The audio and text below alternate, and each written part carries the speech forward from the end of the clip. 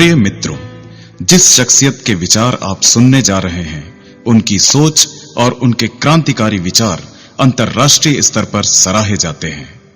Doctor उज्ज्वल पाटनी भारत के प्रख्यात वक्ता और व्यक्तित्व विकास विशेषज्ञ हैं। प्रभावी भाषण और बोलने की कला पर आधारित इनकी किताब सफल वक्ता सफल व्यक्ति पूरे देश में हजारों ने पढ़ी है।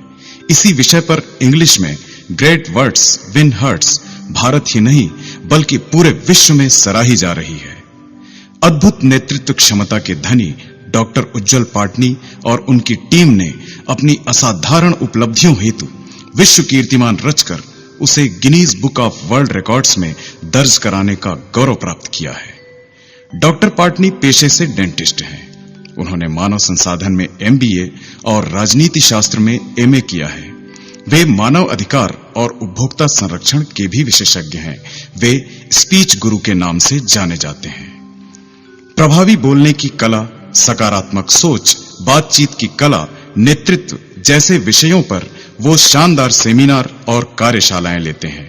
अपनी विलक्षण उपलब्धियों के कारण वो लगातार अंतर्राष्ट्रीय एवं राष्ट्रीय समाचार पत्रों, वेबसाइट व टीवी चैनलों पर फीचर किए जाते हैं। वह एकदम जमीन से जुड़े एक प्रैक्टिकल व्यक्ति की तरह सरलता और सहजता से बातें करते हैं। उनके विचार और संदेश कब आपके हृदय में गहरे उतरकर आपको प्रभावित कर जाएंगे, आपको पता भी नहीं चलेगा। वो कथनी में नहीं, करने में विश्वास रखते हैं। उनको सुनना एक अद्भुत अनुभव होता है। प्रभावी बोलने की कला और पब्लिक स्पीकिंग पर उनके CD हजारों लाखों लोगों के मन से मंच, माइक और भीड़ का भय हटा रहे हैं। वो अंधेरों के बीच रोशनी की किरण का कार्य करते हैं। डॉक्टर उज्ज्वल पाटनी के विचार सुनने का निर्णय लेकर आपने सफलता की दिशा में एक महत्वपूर्ण कदम बढ़ाया है। मेरी सलाह है कि आप पूरी एकाग्रता और तन्मयता से उनकी बातें सुनें।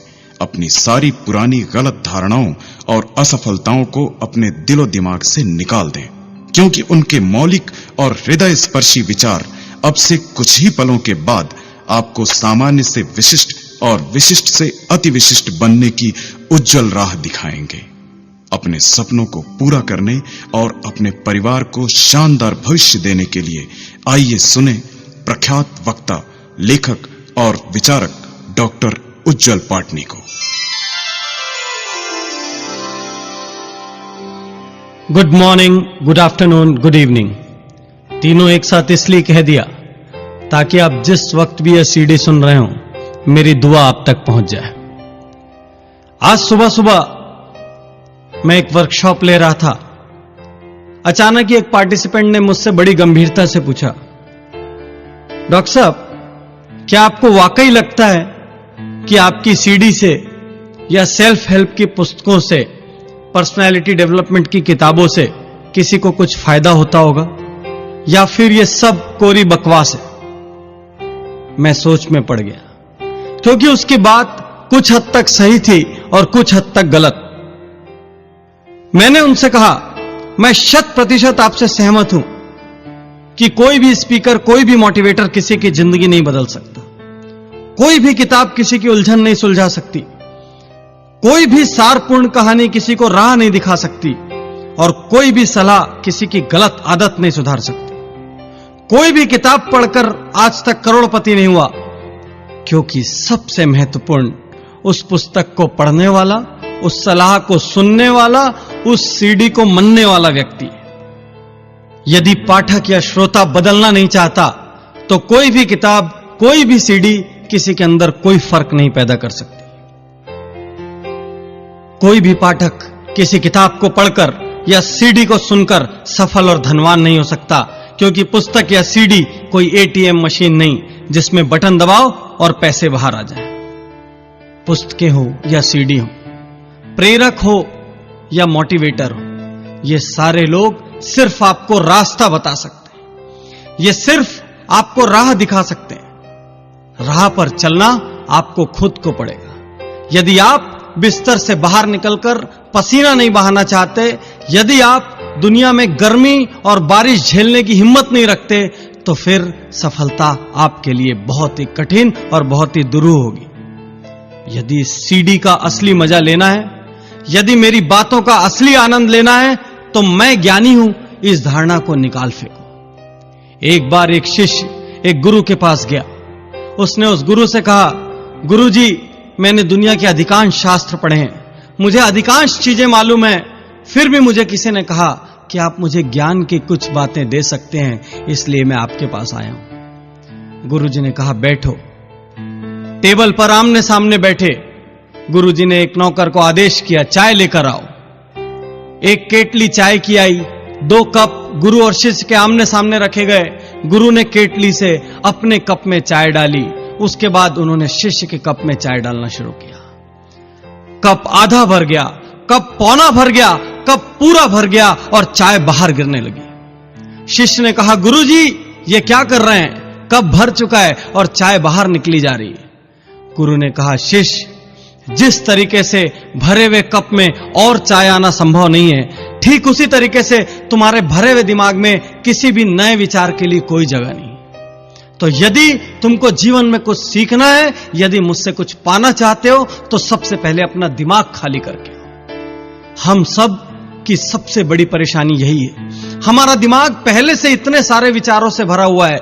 हम पहले से ही सोच लेते हैं अमुक बात से हमें कोई फायदा नहीं होगा, अमुक चीज बकवास है, और इसीलिए कोई भी बात ना तो हमें लाभ पहुंचा पाती है और ना ही हमारे जीवन में कोई सकारात्मक परिवर्तन ला पाती है। तो मित्रों, आप आगे मुझे जितनी भी देर सुने, जिन लोगों को बकवास लगे वो बकवास समझकर भूल जाएं, लेकिन जिन लोगों के मन में जरा भी अपने जीवन को बदलने की इच्छा है, जो लोग अपनी एक भी गलत आदत को बदलना चाहते हैं, जो लोग चाहते हैं कि सफलता उनके कदम चूमे, जो लोग ये चाहते हैं कि वो जिंदगी में और हीनता के साथ ना जिएं, उन सब के लिए मैं अपने दिल से निकली हुई लाइनें कहना चाहता हूं। और यदि इस पूरे सीडी में आपने 1 या 2 लाइनें या 1 या 2 विचार भी ग्रहण कर लिए, तो यकीन मानिए आपके जीवन में बहुत बड़ा परिवर्तन हो सकता है। क्योंकि बहुत बड़ा परिवर्तन लाने के लिए बड़े बड़े पोथी और शास्त्र पढ़ने की जरूरत नहीं है। बहुत बड़ा परिवर्तन कभी कभी मात्र एक विचार के माध्यम से आ सकता है। मित्रों, यदि जीवन में सफलता पाना है, यदि जीवन में आगे जाना है, तो जिंदगी की प्राथमिकताएं तय करनी होगी। आपको यह तय करना पड़ेगा कि सबसे पहले आप क्या पाना चाहते हैं और किस दिशा में जाना चाहते हैं। यदि दिशा तय नहीं होगी, तो जीवन में कोई भी उपलब्धि हासिल करना मुश्किल होगा। यह भी हो सकता है कि आप गैर जरूरी और गैर वाजिब कार्यों में अपना सारा समय बिता दें, और जो वास्तविकता में महत्वपूर्ण कार्य थे, उनके लिए आपके पास समय ही ना हो। एक प्रेरक ने एक कांच का बर्तन अपने हाथ में उठाया और ढेर सारे उपस्थित जन समूह के बीच सब लोगों को दिखाया। उस प्रेरक ने उस कांच के बर्तन में पत्थरों के बड़े बड़े टुकड़े डाले और वो बर्तन भर गया। प्रेरक ने उपस्थित लोगों से पूछा, क्या इस बर्तन में कुछ और आने की जगह है? उपस्थित लोगों ने जवाब दिया, नहीं, इसमें कुछ भी और नहीं आ सकता, क्योंकि ये पूरा भर चुका है। प्रेरक ने कुछ नहीं कहा। प्रेरक ने छोटे आकार के कंकड़ उठाए और बर्तन में डालना शुरू किया। धीरे धीरे ढेर सारे कंकड़ उस कांच के बर्तन में पत्थरों के बीच अपनी जगह लेते चले गए। फिर से प्रेरक ने पूछा, क्या अब इन कंकड़ों के बाद और कुछ इस बर्तन में आ सकता है? अधिकांश ने जवाब दिया, नहीं, अब तो बिल्कुल भी गुंजाइश नहीं है, यह 100% भर चुका है। प्रेरक ने फिर से उस कांच के बर्तन को उठाया और उसमें रेत डालने लगा। थोड़ा बर्तन को हिलाया तो ढेर सारी रेत उन बड़े पत्थरों और छोटे पत्थरों के बीच की खाली जगह में भर गई। सारे उपस्थित लोगों के चेहरे उतर चुके थे, वो सब निरुत्तर थे। प्रेरक ने अंतिम बार फिर से कहा, क्या अब भी इसके अंदर कुछ आ सकता है? अब सारे लोग पूरी ताकत से कहने लगे, नहीं, भले ही अब तक हम गलत रहे हो, लेकिन अब तो हम गारंटी से कह सकते हैं कि इसमें कुछ भी नहीं आ सकता। प्रेरक ने फिर से कहा, मित्रों, सामान्य सोच से एक आध कदम आगे जाकर सोचोगे तो ही उत्तर मिलेगा। क्या फिर से अब इस बर्तन में और कुछ आ सकता है? उपस्थित लोगों ने 1-2 मिनट और लिया सोचने को और कहा, नहीं गुरुजी, हम पूरी तरह से समझ चुके हैं, इस बर्तन में कुछ भी और आने की जगह नहीं। प्रेरक ने कोई जवाब नहीं दिया। चुपचाप पानी से भरा एक जग उठाया और उस कांच के बर्तन में पानी डालना शुरू किया। वह पानी बड़े पत्थर, छोटे पत्थर तथा रेत के बीच धीरे धीरे अपनी जगह बनाता चला गया। कुछ पानी उस रेत ने सोख लिया और धीरे धीरे उस बर्तन में ढेर सारा पानी आ गया। सारे उपस्थित लोग निरुत्तर थे। फिर उस प्रेरक ने कहा, मित्रों, जिस तरह से इस कांच के बर्तन में पहले बड़ा पत्थर डाला गया, फिर छोटे पत्थर और कंकड़ डाले गए, फिर रेत डाली गई, फिर पानी डाला गया, इसलिए सारी चीजें इसमें समा सकी। यदि इसकी जगह पहले पानी डाल दिया जाता और पत्थर डालते तो सारा पानी बाहर छलक जाता। यदि पहले रेत डाल दी जाती तो रेत से यह बर्तन भर जाता और इसमें बड़े पत्थर आने के लिए कोई जगह नहीं बचती। कहने का अर्थ यह कि यदि जीवन में कुछ पाना है तो हम सब के पास उतना ही समय है और उतने ही संसाधन है, दिन में सिर्फ 24 घंटे। इन 24 घंटों के लिए जिस भी व्यक्ति ने सही प्राथमिकताएं तय की होंगी, वह व्यक्ति जरूर सफल होगा। जो लगन से, पूरी ताकत से, पूरी मेहनत से डटेगा, जुटेगा, पसीना बहाने को तैयार होगा, वो जरूर सफल होगा। लेकिन जिसकी प्राथमिकताएं गलत होगी, उस व्यक्ति की सफलता के बारे में मैं बिल्कुल भी आश्वस्त नहीं हूं। तो सबसे पहले आपको सोचने की जरूरत है कि जीवन में इस वक्त आपकी प्राथमिकताएं सही है कि नहीं। यदि प्राथमिकताएं सही हैं तो फिर आगे हम लगन की, दिशा की और दूसरे गुणों की बात करेंगे। यहां पर यह भी जरूरी है कि आप अब तक जहां भी हो, अब तक आपने जितनी भी असफलताएं झेली हो, अब तक संसार ने आपको जो भी लेबल दिया हो, उन सारे लेबलों को आप भूल जाएं और एक नई शुरुआत करने को तैयार हो। भले ही आपकी उम्र 30 साल हो, 40 साल हो या 50 साल हो, भले ही आपने आज तक कोई महत्वपूर्ण सफलता अर्जित की हो या ना की हो, फिर भी इसका अर्थ यह नहीं कि आप आगे सफल नहीं हो सकते। आप आज उठ सकते हैं, आप आज जाग सकते हैं, आप आज दुनिया के आपके बारे में जो भी नकारात्मक विचार हैं उनको गलत सिद्ध कर सकते हैं और आप नए सिरे से अपनी सफलता की गाथा लिख सकते हैं। एक वक्ता ने एक मीटिंग में 1000 रुपए का नोट निकाला, उपस्थित जन समूह को दिखाया और पूछा, इस नोट को कौन पाना चाहता है? सारे उपस्थित लोगों ने हाथ उठाया और कहा, हम पाना चाहते हैं, हम पाना चाहते हैं।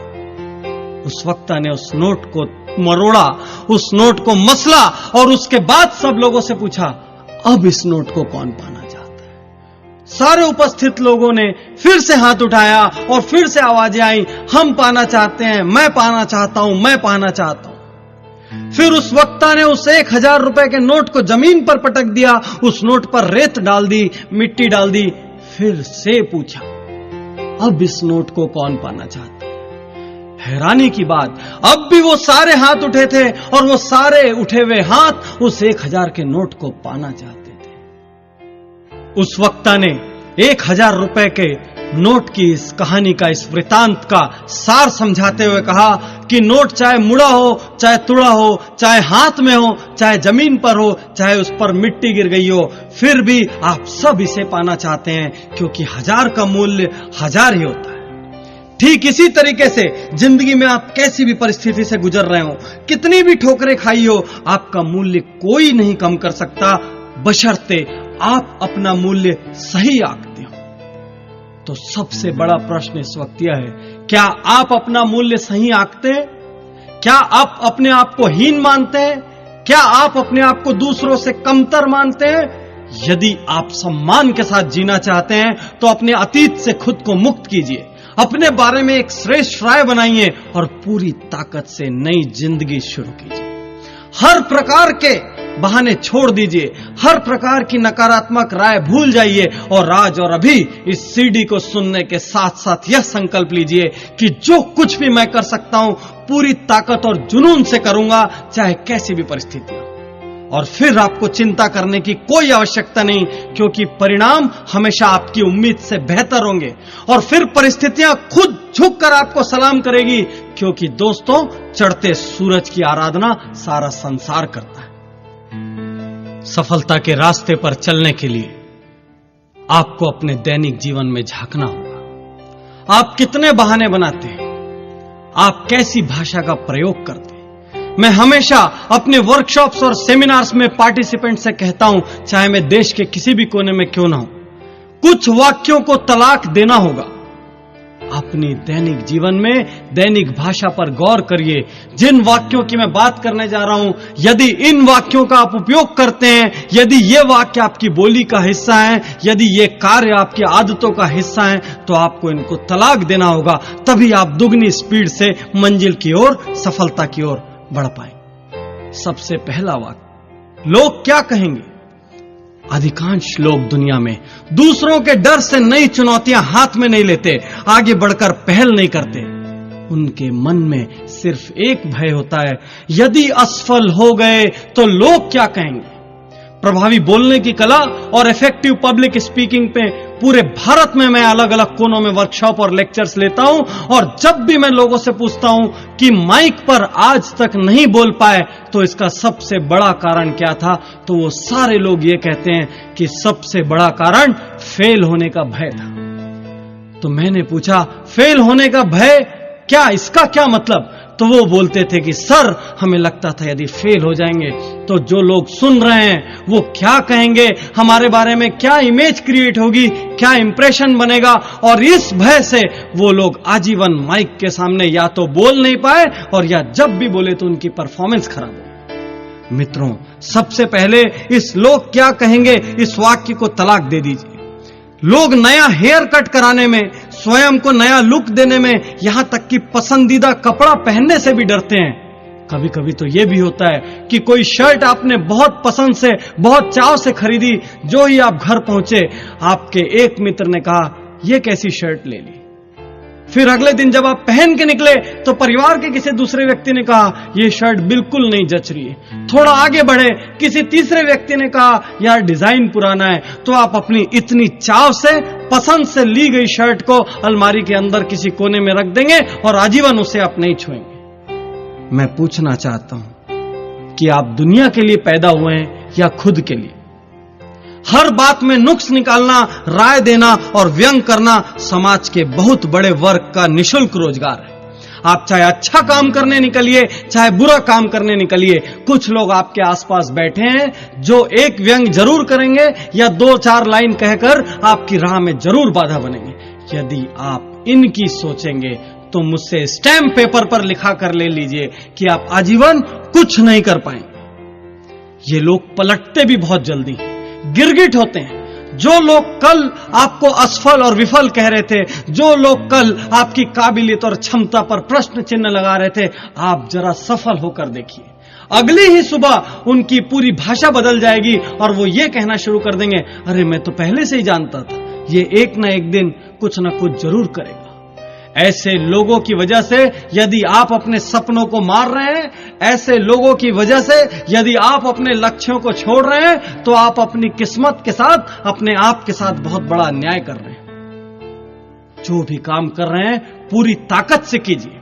ऐसे सारे लोगों को भूल जाइए। आपने एक पुरानी कहावत सुनी होगी कि हाथी चले बेजार और कुत्ते भौंके हजार।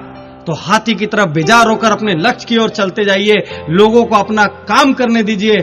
बीते दिनों में झांक कर देखोगे दोस्तों, तो कई ऐसे कार्य होंगे जिन्हें आप कर सकते थे, और यदि आप उन्हें करते तो सफलता की नई ऊंचाइयों पर होते।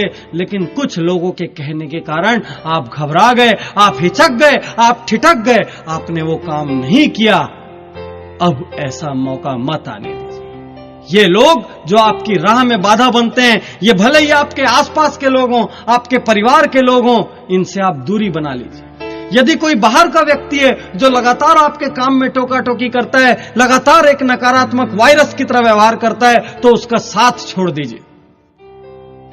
कुछ लोगों के मुंह से मैं यह लाइन भी सुनता हूं, मुझसे यह नहीं होगा, हम ये कैसे कर पाएंगे, हम में तो इतनी काबिलियत ही नहीं है। कुछ लोग स्वयं के ऊपर बिल्कुल भी विश्वास नहीं करते और अपने इसी अविश्वास की वजह से वे सदैव हीन भावना से ग्रस्त रहते हैं। इसी हीन भावना की वजह से वे सदैव जिम्मेदारियों से दूर भागते हैं और इसी जिम्मेदारी से दूर भागने की वजह से वो जिंदगी में कभी तरक्की नहीं कर पाते। इनके होठों पर आपको अधिकांशतः ये लाइनें मिलेगी, मुझसे यह नहीं होगा, मैं यह नहीं कर पाऊंगा। ये लाइनें धीरे धीरे इनकी आदत बन जाती है और व्यक्ति जाने अनजाने दिन में बहुत बार ये लाइनें उपयोग में लाने लगता है। धीरे धीरे इन लाइनों को उपयोग में लाने से यह संदेश और चेतन मस्तिष्क तक चले जाता है और उस व्यक्ति की कार्य क्षमता कम होने लगती है। वह व्यक्ति जब कार्य करता है तो असफल होने लग जाता है और यह असफलता जाने अनजाने पुनः उस विश्वास को दृढ़ करती है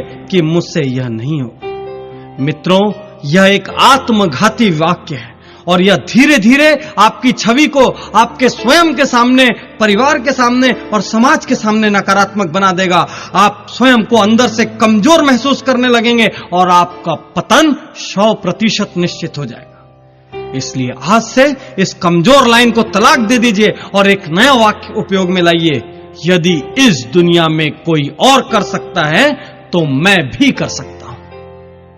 बहुत सारे लोगों के मुंह से मैं यह लाइन भी सुनता हूं, आज मूड नहीं है, अभी मूड नहीं है। हमारे बड़े बूढ़ों ने अपने जमाने में यह लाइन कभी नहीं सुनी होगी, लेकिन आज की जनरेशन में आप नर्सरी के बच्चों के मुंह से भी सुन लेंगे। मुझे समझ में नहीं आता ये मूड क्या बला है और ये शब्द हमारी भाषा में आखिर घुसा कैसे। मैं आपसे एक सवाल करता हूं, आप सड़क पर जा रहे हैं और कोई कुत्ता आपको काटने दौड़े तो क्या आप कुत्ते से यह कहने का साहस कर सकते हैं, आज मेरा भागने का मूड नहीं है इसलिए मुझे काट लो? आपको तैरना नहीं आता, आप पानी में डूब रहे हैं तो क्या आप यह कहने का साहस कर सकते हैं कि आज बचाओ बचाओ चिल्लाने का मूड नहीं है इसलिए मैं डूबना चाहता हूं? आपको भयंकर प्यास लगी हो और सामने पानी आए तो क्या आप कहेंगे कि छोड़ो, आज पानी पीने का मूड नहीं है? जब ऐसी जगहों पर मूड याद नहीं आता तो अपना भविष्य संवारने के लिए किए जाने वाले जरूरी कामों में यह मूड शब्द कहां से आता है, मुझे समझ में नहीं आता। मित्रों, जो काम जरूरी है वह जरूरी है, उसके लिए मूड कैसा? काम शुरू कर दो, मूड अपने आप बन जाए। आज से लगभग 2-3 साल पहले मैं भी पुस्तक लिखने के लिए मूड की तलाश करता था। इसी वजह से हर बुक में बहुत ज्यादा वक्त लगता था। धीरे धीरे मुझे समझ में आया कि यह सिर्फ मेरा ड्रामा है, नखरा है। धीरे धीरे मैंने जब भी पुस्तक लिखने की सोची तुरंत कलम उठाया और लिखना शुरू कर दिया। यदि मन के किसी कोने में ऐसा भी लगा कि आज मूड नहीं है या छोड़ो कल लिख लूंगा, तो उस वाक्य को तुरंत मैंने दिमाग से झटक दिया। धीरे धीरे एक ऐसी स्थिति आ गई कि अब जब भी मैं पेन लेकर बैठता हूं तो अपने आप विचार मेरे दिमाग में आने लग जाते हैं। अब मुझे ना तो मूड की कोई दरकार बची है, ना ही ऐसा कोई ड्रामा करने की इच्छा बची। कुछ लोगों के मुंह से, या कह लो कि बहुत सारे लोगों के मुंह से हम यह लाइनें भी सुनते हैं, हमारा तो भाग्य खराब है, हमारा लक ठीक नहीं है। अरे भाग्य नाम की कोई चीज इस दुनिया में है या नहीं, इस सदियों पुराने विवाद में मैं नहीं पड़ना चाहता, लेकिन मैं इतना जरूर जानता हूं कि इस दुनिया में बहुत कम लोग ऐसे हैं जो पूरी मेहनत, पूरी ईमानदारी, पूरी ताकत, पूरी बुद्धि से सही दिशा में काम कर रहे हैं और फिर भी उन्हें सफलता नहीं मिल रही। अधिकांश लोग जो असफल हैं वो ऐसे लोग हैं जो कहीं ना कहीं बहानेबाजी बना रहे हैं, जो कहीं ना कहीं पूरी लगन से अपना काम नहीं कर रहे हैं, या फिर जिनकी दिशा गलत है। मित्रों, यदि आप सही दिशा में मेहनत कर रहे हो तो हो सकता है कि आपको ऊंचाई उतनी ना मिले, लेकिन एक बात तय है कि आप असफल तो बिल्कुल नहीं होंगे। भाग्यवादी लोगों से मैं एक बात और कहना चाहता हूं कि भाग्य चाहे अच्छा हो या बुरा, मेहनत तो दोनों स्थिति में करनी पड़ेगी। क्योंकि यदि भाग्य अच्छा है और आपने मेहनत चालू रखी तो आपको डबल सफलता मिलेगी, और भाग्य यदि खराब है और आपने मेहनत चालू रखी तो आपकी असफलता का प्रतिशत कम हो जाए। किसी भी सूरत में मेहनत का महत्व कम नहीं होता। डटना तो हर हाल में होगा, जुटना तो हर हाल में होगा। इसलिए मैं आपसे सीधी सीधी और खरी खरी बात कहता हूं कि बैठकर रोने की बजाय, किस्मत चमकने का इंतजार करने की बजाय, ज्योतिषियों का चक्कर लगाने की बजाय, हवन पूजा पाठ और कर्मकांड कराने की बजाय, उंगलियों में अलग अलग रंगों के पत्थर पहनने की बजाय उठिए, बाहर निकलिए, पसीना बहाइए, पूरी ताकत और समर्पण से अपने कार्य में जुट जाइए। भाग्य को अपना काम करने दीजिए और आप अपना काम कीजिए। आप देखेंगे कि धीरे धीरे अपने आप भाग्य और परिस्थितियां आपके अनुकूल होने लग जाएगी। यदि आप बार बार अपनी भाषा में यह भाग्य शब्द का प्रयोग कर रहे हैं तो ज्यादा संभावना इस बात की है कि आप बहानेबाजी कर रहे हैं और अपने भविष्य को धोखा दे रहे हैं। ढेर सारे लोगों के मुंह से यह लाइन भी सुनने में आती है, कल कर लूंगा, परसों कर लूंगा। कुछ लोगों को जब भी जिम्मेदारी का काम बतलाया जाता है वो तुरंत कहते हैं तबीयत ठीक नहीं लग रही, आज व्यस्त हूं।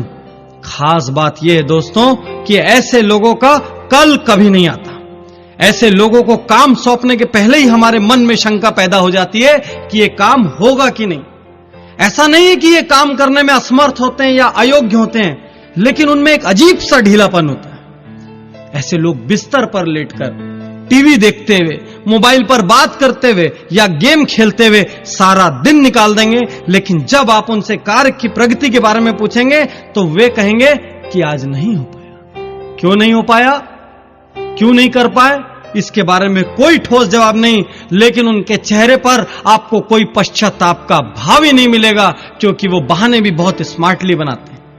हैरानी और अचरज की बात तो यह है कि ऐसे बिजी विदाउट वर्क लोगों की वजह से दुनिया भरी पड़ी है, और ये सारे योग्य लोग अपनी इन्हीं आदतों की वजह से, इसी भाषा की वजह से अयोग्य होते चले जा रहे हैं। कुछ लोग तो सिर्फ काम याद ना रख पाने के कारण रात दिन दूसरों की डांट सुनते हैं। यदि आपकी भी ऐसी आदतें हैं तो संभल जाइए, आज ही बैठिए, शांति से अपनी बोली और सोच पर गौर कीजिए। क्या आप भी इन 5 वाक्यों में से किसी का काफी प्रयोग करते हैं? क्या इनमें से भी कुछ आदतों ने आपको जकड़ रखा है? यदि जकड़ रखा है तो तुरंत आज और अभी इन वाक्यों को छोड़ने का निर्णय लीजिए, इन आदतों को छोड़ने का निर्णय लीजिए, और फिर से मत टालना कि अगले हफ्ते से छोड़ दूंगा या 1 महीने में छोड़ दूंगा, क्योंकि मित्रों किसी भी शुभ कार्य के लिए कोई मुहूर्त खराब नहीं होता, और हर वो दिन शुभ होता है जब इंसान कुछ अच्छा करने की ठान ले और अच्छा करने के लिए निकल पड़े। जब मैं सीडी को रिकॉर्ड कर रहा था उस वक्त मेरी टीम के एक एसोसिएट मेरे साथ बैठे थे। उन्होंने मुझसे एक लाइन कही कि सर, जिस तरह से कंप्यूटर में एंटी वायरस सीडी होता है उसी तरीके से आप इसको एंटी बहाना सीडी का नाम दे दो, क्योंकि आपने इस पूरी सीडी में बहाना बनाने वालों पर जमकर प्रहार किया। मैं ये बात दिल से कहता हूं कि व्यक्तित्व की यदि कोई सबसे बड़ी बीमारी है तो वो बहानाइटिस है, एक्सक्यूजाइटिस है, और इसी बीमारी के कारण बहुत से काबिल लोग अपनी योग्यताओं के साथ अन्याय कर रहे हैं। मेरे अनुसार जब भी कोई इंसान बहाना बनाता है तो उसे खुद पे शर्मिंदगी महसूस करनी चाहिए, क्योंकि वो किसी और को नहीं वरन खुद को धोखा दे रहा है। अक्सर लोग बहानों से विफलताओं को ढक कर रखते हैं, मजबूत तर्क बनाकर पेश करते हैं, जिससे साबित हो सके कि दूसरों के मुकाबले उनके सामने ज्यादा मुश्किलें थी। यदि वाकई में आप सपनों को पाना चाहते हैं, मंजिलों को छूना चाहते हैं, अपनी सपनों की दुनिया को हकीकत में बदलना चाहते हैं, तो आपको ये बहाने छोड़ने होंगे। क्या आपको भी लगता है कि आपकी दुनिया दूसरे लोगों की दुनिया से ज्यादा कठिन है? तो मैं अगले 10-15 लोगों के उदाहरण आपके सामने देना जा रहा हूं, जिनके बाद आपको यकीन हो जाएगा कि आपके सारे बहाने खोखले हैं और उनमें कोई दम नहीं है। आपका शुद्धिकरण करने के लिए सबसे पहले आपके बहानों का अंतिम संस्कार करना जरूरी है, जो कि मैं करने जा रहा हूं। मैं ऐसे ऐसे नाम आपके सामने बताऊंगा जिनके सामने आपसे ज्यादा तकलीफें थी, जिनका जीवन आपसे ज्यादा कठिन था और जिनके सामने आपसे ज्यादा मुश्किलें थी, फिर भी उन्होंने सिर्फ एक अच्छा काम किया। कोई बहाना बनाने की बजाय डटे रहे, जुटे रहे, लड़ते रहे, पूरी ताकत से, पूरी योग्यता से, बिना कोई बहाना बनाए, और इसीलिए वो आज शिखर में, और इसीलिए वो इतने महत्वपूर्ण है कि इस वक्त मैं यहां इस सीडी में उनके नाम की चर्चा कर रहा हूं। कुछ लोग एक बहाना बनाते हैं कि हमें उचित शिक्षा लेने का अवसर नहीं मिला। मित्रों, उचित शिक्षा लेने का अवसर फोर्ड मोटर्स के मालिक हेनरी फोर्ड को भी नहीं मिला था, और रिलायंस इंडस्ट्रीज के चेयरमैन धीरू भाई अंबानी को भी नहीं मिला था। फिर भी इन लोगों ने अथाह और अपार सफलता अर्जित की। कुछ लोग कहते हैं बचपन में ही मेरे पिता का देहांत हो गया था, उसके बाद मैं लगातार घर संभालने की जिम्मेदारी में डट गया। मित्रों, प्रख्यात संगीतकार AR रहमान के पिता का भी देहांत बचपन में हो गया था। मेरे स्वयं के पिता का देहांत भी बचपन में हो गया था। लेकिन हम में से कोई भी इन बहानों का सहारा नहीं लेता। कुछ लोग यह भी बहाना बनाते हैं कि मैं अत्यंत गरीब घर में पैदा हुआ हूं, इसलिए मुझे मौके नहीं मिले। कैसी बात कर रहे हो आप?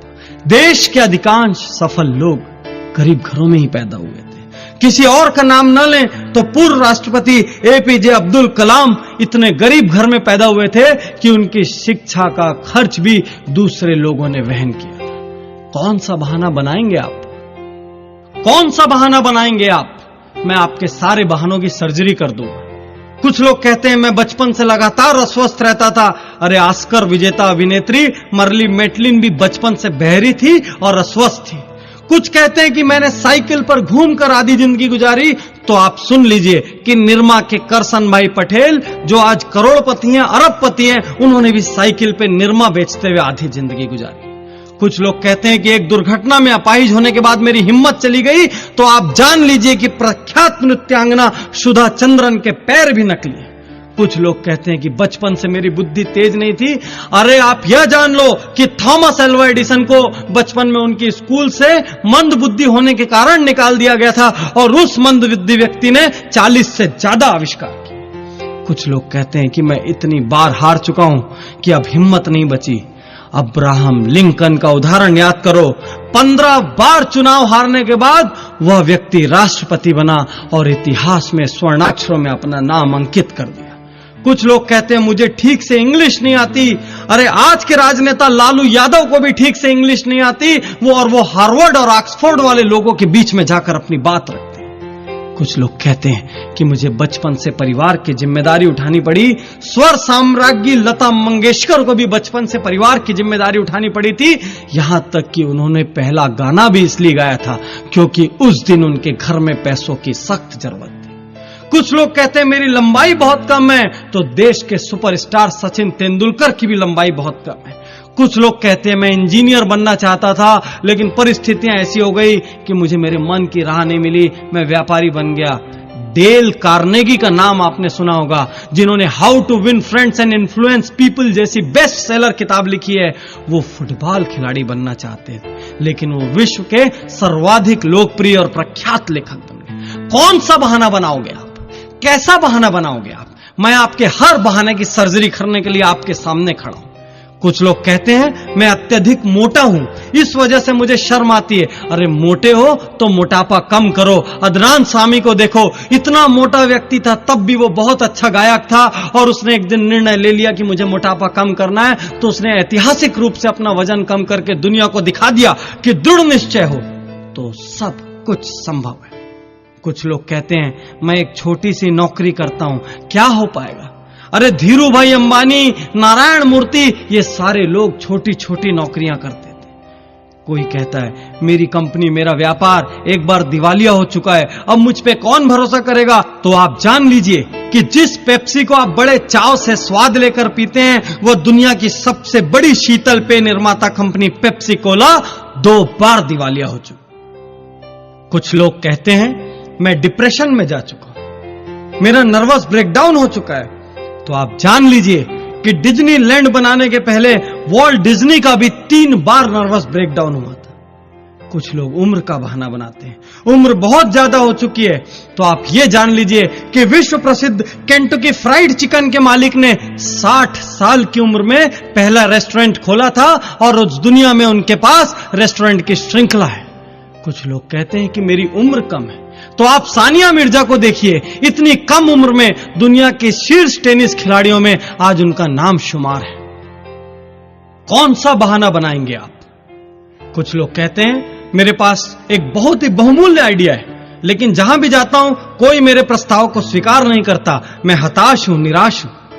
आप जान लीजिए कि जेरोक्स की फोटोकॉपी मशीन के आइडिया को भी पहले ढेरों कंपनियों ने अस्वीकार किया था और परिणाम हमारे सामने है। आज हर गली में, हर ऑफिस में एक फोटोकॉपी मशीन है और वो आज किसी भी ऑफिस के लिए सबसे जरूरी चीजों में से एक। कुछ लोग कहते हैं कि मैं काम शुरू करना चाहता हूं लेकिन मेरे पास काम शुरू करने के लिए भी धन नहीं है। मित्रों, ये कोरा बहाना है क्योंकि इंफोसिस के पूर्व चेयरमैन नारायण मूर्ति के पास भी काम शुरू करने के लिए धन नहीं था। और यदि इस सीडी में समय की पाबंदी नहीं होती तो मैं आपको 10,000 नाम ऐसे बताता जिनके पास काम शुरू करने के लिए धन नहीं था और जो आज करोड़ों अरबों रुपयों के मालिक हैं। कुछ लोग कहते हैं कि उन्हें ढेर सारी बीमारियां हैं। कैसा बहाना बनाते हैं? अरे वर्जिन एयरलाइंस के प्रमुख मिस्टर रिचर्ड ब्रैनसन को आंखों की कमजोरी है, डिस्लेक्सिक है। लेखक वेद प्रकाश मेहता की दोनों आंख नहीं है। राष्ट्रपति रूजवेल्ट के दोनों पैर काम नहीं करते थे। यहां तक कि स्वर्ण पदक विजेता विल्मा रुडोल्फ को पोलियो था। मित्रों, आप जितने भी बहाने सोच सकते हैं, मैं उनसे ज्यादा नाम आपको बता सकता हूं जिन्होंने उन मुश्किलों का हल ढूंढा है। कुछ लोग कहते हैं कि यह जरूरी नहीं कि जो प्रतिभा इन महानायकों के अंदर थी, जिनके नाम आप ले रहे हैं डॉक्टर पाटनी, वही प्रतिभा हमारे अंदर भी हो। तो मैं आप सब लोगों से कहता हूं कि यह भी जरूरी नहीं कि जो प्रतिभा आपके अंदर है वो इन महानायकों के अंदर हो।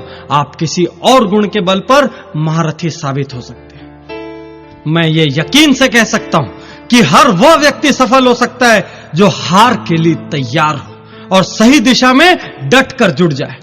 हां, सफलता का प्रतिशत अपनी अपनी योग्यता के अनुसार कम या ज्यादा हो सकता है, लेकिन यह तय है कि असफलता हाथ नहीं लगेगी। और हां, इस सफलता की शुरुआत किसी बहाने से नहीं हो सकती।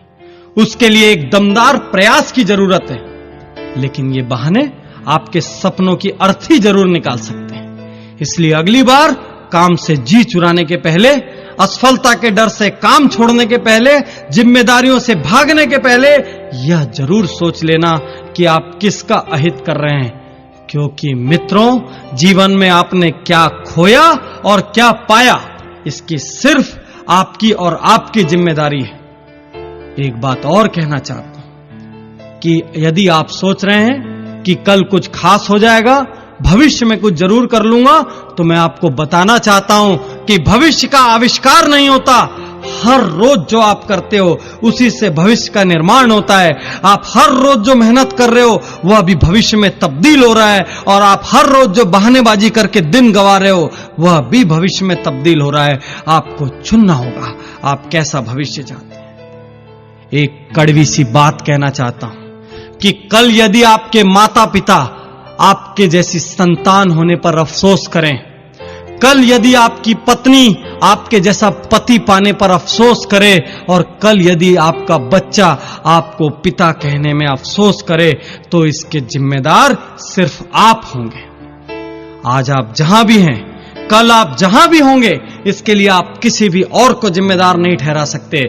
इसलिए आज, अभी और यहीं अपने सारे बहानों का अंतिम संस्कार कर दीजिए, अपने सारे नकारात्मक वाक्यों का अंतिम संस्कार कर दीजिए, और देखिए कल की सुनहरी सुबह एक बार फिर आपके लिए खुशियों के नए पैगाम लेकर आएगी।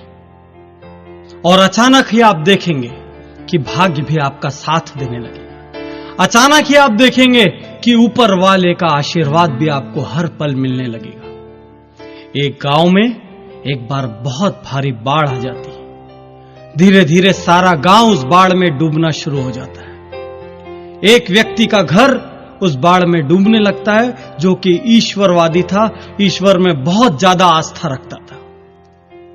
पानी धीरे धीरे ग्राउंड फ्लोर से फर्स्ट फ्लोर तक आता है और छत तक पहुंच जाता है।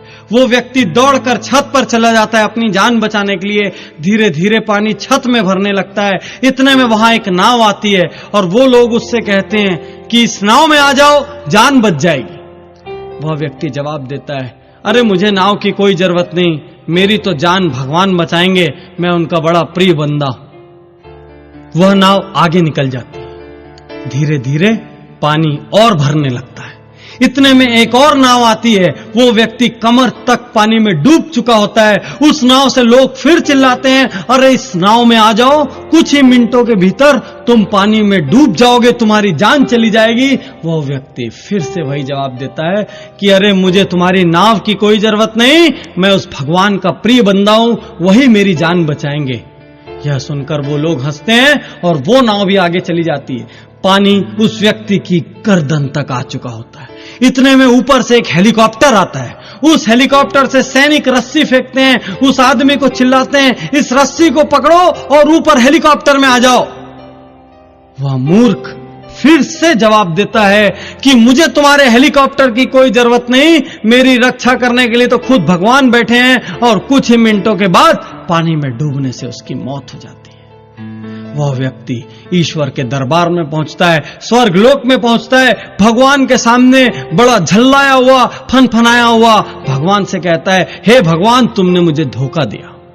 मैंने सारा जीवन हर पल पूरी ईमानदारी से तुम्हारी आराधना की, और जब मैंने पहली बार कुछ मांगा मैं मरने वाला था, लेकिन तुमने मेरी जान नहीं बचाई। भगवान, तुमने मुझे बहुत बड़ा धोखा दिया। भगवान कहते हैं, अरे मूर्ख, तेरे घर जो 2 नाव और 1 हेलीकॉप्टर आया था वो मैंने ही भेजा था। मैं बहुत सारे अलग अलग रूप में तुझको बचाना चाहता था, लेकिन यदि तू ही नहीं बचना चाहेगा, आलस्य करके बैठा रहेगा, ठंडा होकर बैठा रहेगा, तो फिर मैं भी तेरी कोई मदद नहीं कर सकता। मैंने तुझे 3 बार बचने के रास्ते दिए, लेकिन तू स्वयं बचने के लिए कर्म नहीं करेगा तो मैं भी तेरी कोई मदद नहीं करूंगा, यह सच जान ले। तो मित्रों, सार यह है कि ऊपर वाला भी कर्म वीरों की मदद करता है। यदि आप हाथ पर हाथ रखकर भाग्य के भरोसे अपने घर पर बैठे हैं तो उठ जाइए, बाहर निकल आइए। जैसे ही आप मेहनत करना शुरू करेंगे, वैसे ही आप देखेंगे कि परिस्थितियां आपके अनुकूल होगी। वैसे ही आप देखेंगे कि ईश्वर की सत्ता की कोई अदृश्य शक्ति अचानक ही आपकी मदद को दौड़ पड़ेगी और आपके राह में आने वाली मुश्किलें कम होती चली जाएगी, संकटों के बादल छटने लगेंगे।